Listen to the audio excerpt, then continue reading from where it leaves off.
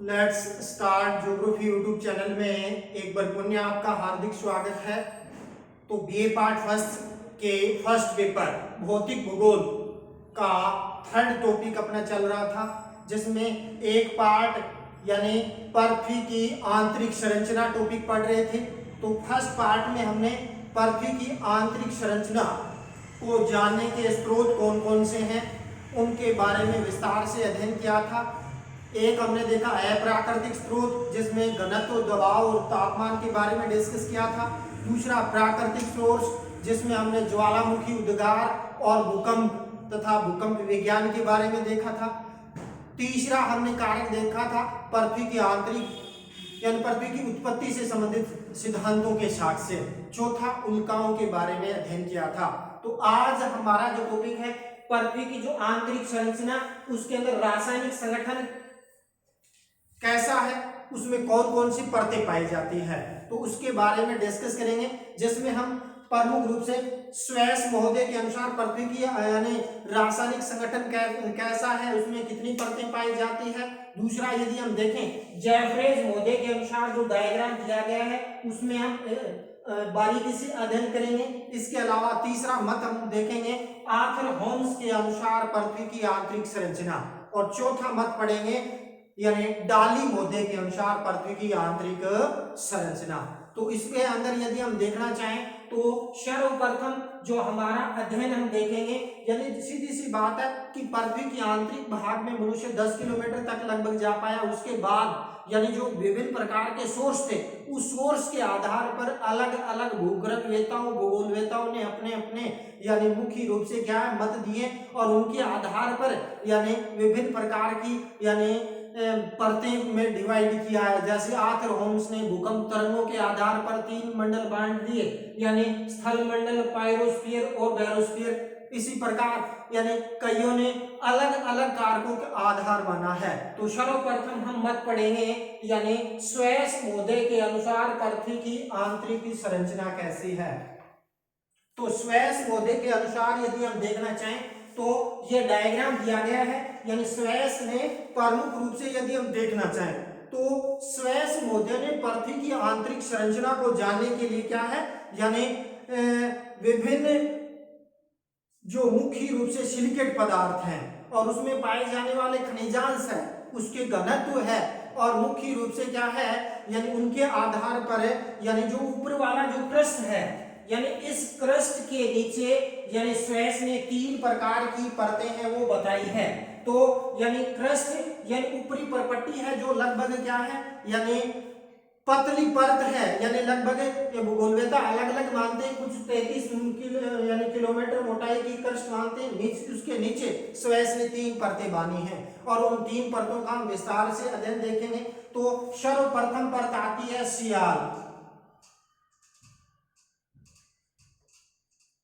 तो सियाल परत की यदि हम बात करते हैं तो सियाल परत है वो प्रमुख रूप से यदि इसका रासायनिक संगठन देखें तो सियाल के अंदर SiAl, Si का तो क्या बन गया भाई सिलिका, और दूसरा यदि हम देखना चाहें यानी Al का क्या बन गया एल्यूमिनियम। तो इस प्रकार क्या है यानी जो हमारी सियाल परत है उसका रासायनिक संगठन की दृष्टि से देखें तो 2 प्रमुख खनिज पदार्थ यानी सिलिका तथा एल्यूमिनियम से मिलकर मुख्य रूप से क्या है यह पदार्थ यानी चट्टान बनी है कौन सी सियाल, और महाद्वीपों का अधिकांश भाग है वो सियाल परत के द्वारा ही प्रमुख रूप से क्या है निर्मित है। फिर यदि हम बात करते हैं सियाल परत में हल्के सिलिकेट पदार्थ पाए जाते हैं, और इसमें कौन से तेजाबी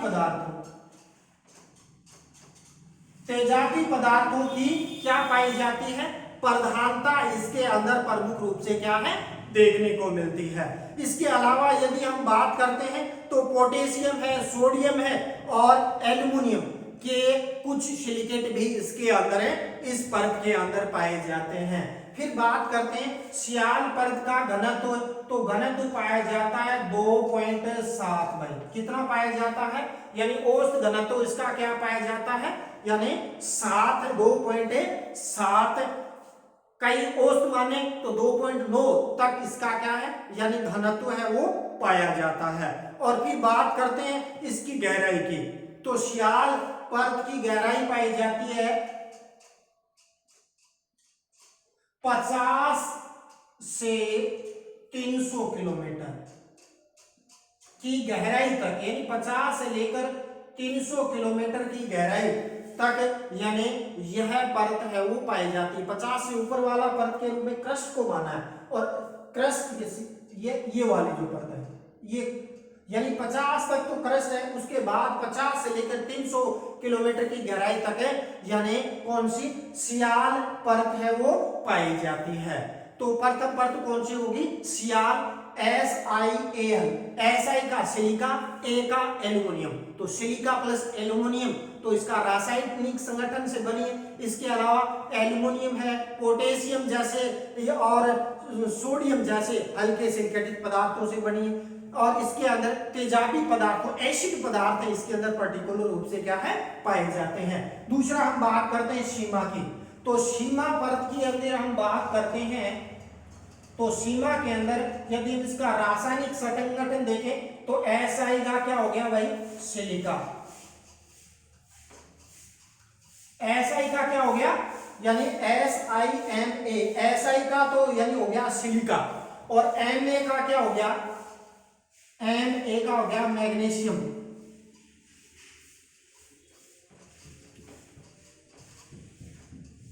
इस प्रकार हम देखें सिलिका और मैग्नीशियम जैसे प्रमुख खनिज पदार्थों की इसमें क्या है, यानी प्रधानता पाई जाती है। और रासायनिक दृष्टिकोण से देखें तो ये तो थी कौन सी, तेजाबी, और इसमें अम्लीय पदार्थ पाए जाते हैं। कौन से पाए जाते हैं, अम्लीय पदार्थ पाए जाते हैं। तो इस प्रकार यदि हम देखें सीमा दो प्रमुख रासायनिक संगठन है, सिलिका तथा मैग्नीशियम बनी है। इस परत के अंदर यदि हम बात करते हैं तो यानी अम्लीय पदार्थों की प्रधानता है वो प्रमुख रूप से क्या है पाई जाती है। फिर यदि हम बात करते हैं इसका घनत्व, तो इसका घनत्व पाया जाता है 2.9 से 4.7, इसका क्या है, यानी इसके अंदर घनत्व मिलता है। तो जैसे जैसे हम पृथ्वी के आंतरिक भाग में जाते हैं वैसे वैसे क्या है, घनत्व के अंदर वृद्धि होती है। फिर बात करते हैं इसकी गहराई की, तो गहराई यदि हम बात करते हैं तो इस परत की गहराई पाई जाती है 1000 से 2000 किलोमीटर की मोटाई के अंदर ये परत है वो प्रमुख रूप से क्या है पाई जाती है। तो दूसरी परत कौन सी होगी, सीमा सीमा Si का सिलिका, Ma का मैग्नीशियम, अम्लीय पदार्थों की प्रधानता है, घनत्व 2.9 से 4.7, गहराई 1000 से लेकर 2000 किलोमीटर की मोटाई के अंदर पाई जाती है। इसके बाद जो केंद्रीय परत पाई जाती है वो है निफे, और निफे को कहा जाता है NiFe,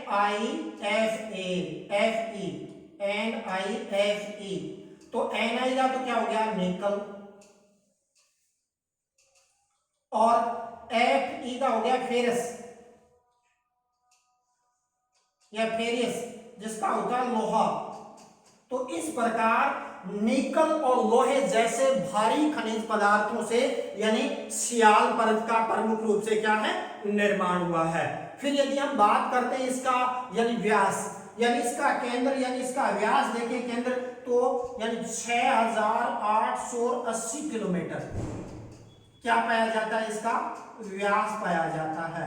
तो इस प्रकार यदि हम देखें निकल और लोहे जैसे भारी पदार्थ होने के कारण इसके अंदर चुंबकत्व बल पाया जाता है, और ये जो ग्रेविटी पावर है इसका प्रमुख कारण यही है। और पृथ्वी को एक जगह पर संगठित रखने के अंदर यानी मुख्य रूप से क्या है जो लोहा और निकल है जिसके कारण चुंबकत्व बल पाया जाता है वो इसके अंदर प्रमुख रूप से क्या है देखने को मिलता है। तो सर्वप्रथम मत देखा सुएज के अनुसार, तीन परतें, क्रस्ट के नीचे सीमा यानी सियाल, सीमा और निफे।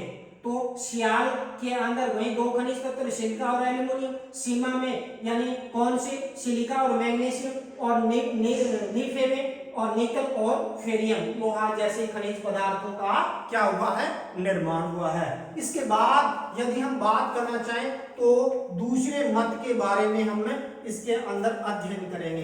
तो दूसरा मत का यदि हम देखना चाहें तो इसके अंदर आ जाता है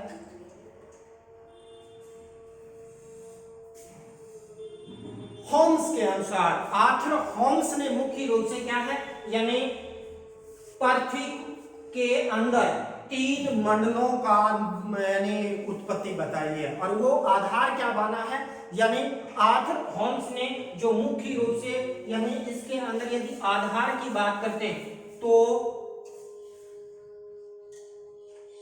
भूकंपीय जो तरंगे, भूकंपीय तरंगों की गति और भूकंपीय तरंगों की गति देखें, उसका परिभ्रमण पथ का यदि हम अवलोकन करें, उस परिभ्रमण पथ के आधार पर यानी मुख्य रूप से क्या है, नया रिसर्च निकाला है, और उन भूकंपीय तरंगों की गति में विविधता होने, अलग अलग व्यवहार होता है, और उसके आधार पर तीन मंडल मानने हैं। तो स्थल मंडल जिसको हम कहते हैं लिथोस्फीयर, तो स्थल मंडल के अंदर यदि हम बात करते हैं तो स्थल मंडल है वो यानी ये वाला जो भाग है, यानी ये पृथ्वी की आंतरिक संरचना का यानी एक काट को दिखाया गया है, जिसके अंदर यानी ये केंद्र है, ये मुख्य मध्यवर्ती, और ये यानी बाह्य। तो बाह्य भाग है 100 किलोमीटर मोटा है, कितना है, 100 किलोमीटर की मोटाई वाला जो यानी मंडल है, जिसको स्थल मंडल इंग्लिश में कहते हैं लिथोस्फीयर के नाम से जाना जाता है।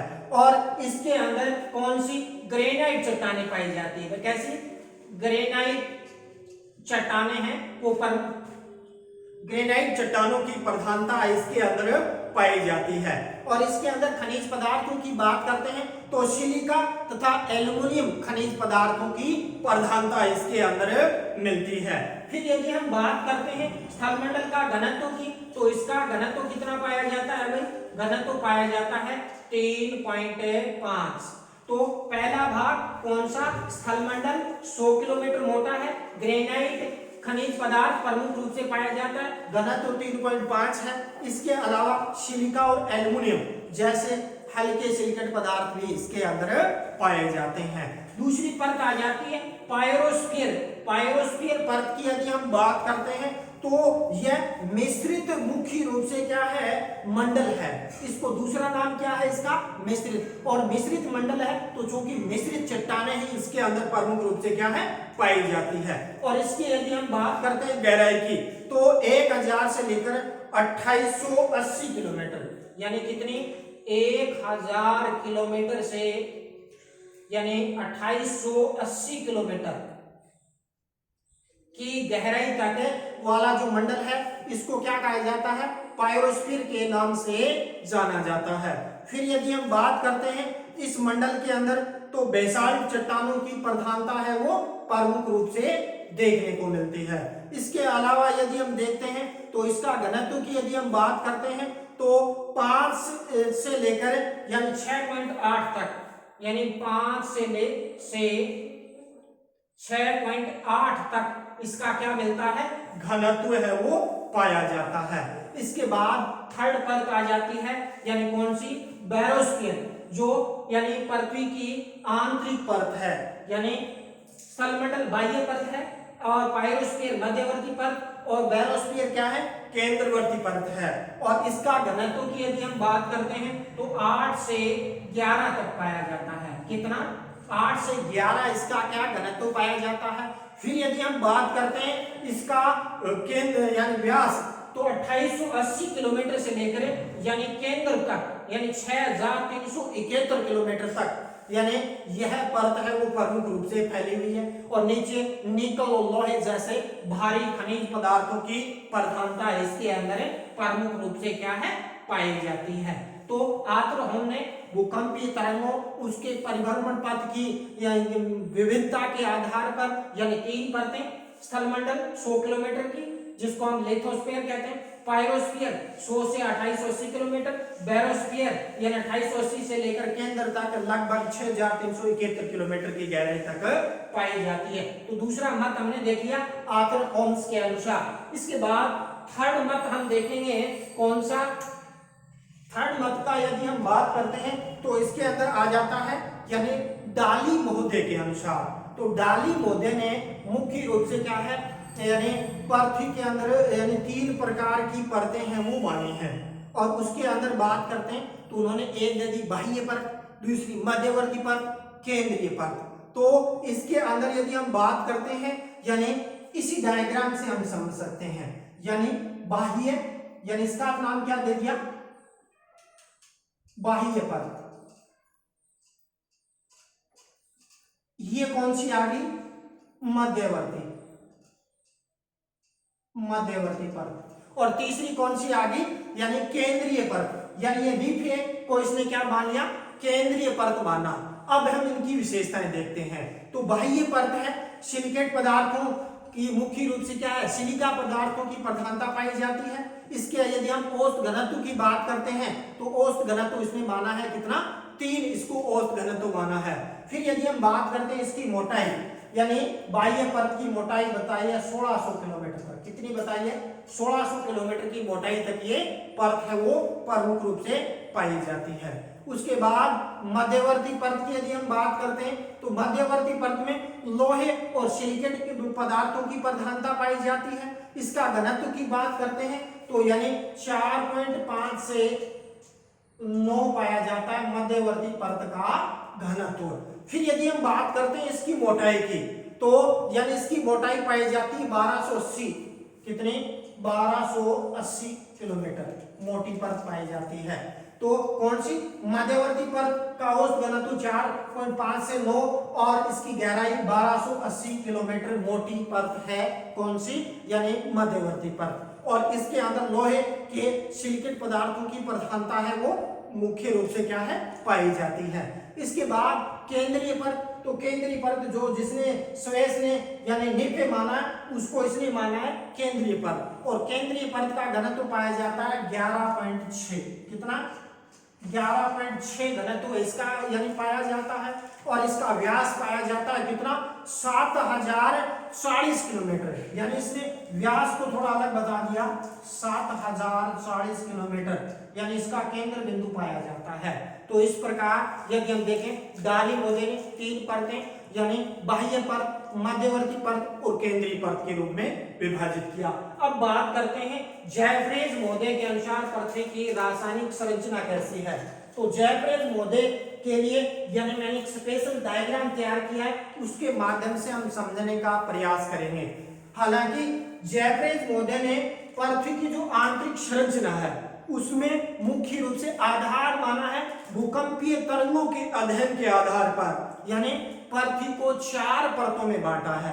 यानी अलग अलग भूगोलवेताओं का अलग अलग मत है, कोई 3 मान रहा है, कोई 4 परतें मान रहा है। तो यानी इसमें जैफ्रेज ने पृथ्वी के अंदर यानी भूकंपीय तरंगों की यानी के आधार पर 4 परतें मानी।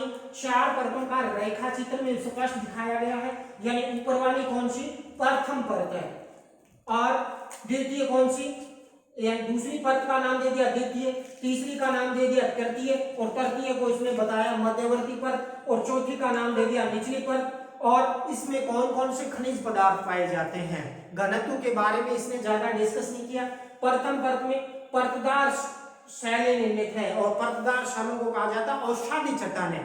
तो प्रथम परत में अवसादी चट्टानें पाई जाती है। द्वितीय परत की बात करते हैं तो ग्रेनाइट चट्टानों की प्रधानता है वो प्रमुख रूप से देखने को मिलती है।